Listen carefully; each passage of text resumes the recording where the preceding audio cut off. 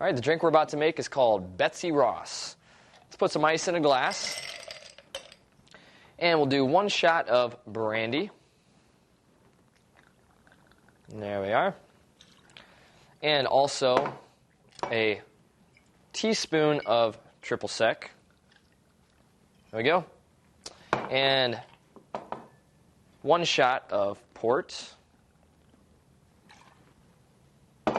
And we'll just take our spoon and give this a good mix here. Get everything blended together,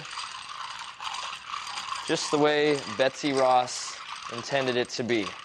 Now you don't want to shake this because the port is not really meant to be shaken at all. So you want to just stir it. Even the way I was stirring it may be a little rough. You want to try to make it a light stir, and that should be good enough. We'll set up a glass and pour it on in. And a straw. And there you go. Betsy Ross, bottoms up.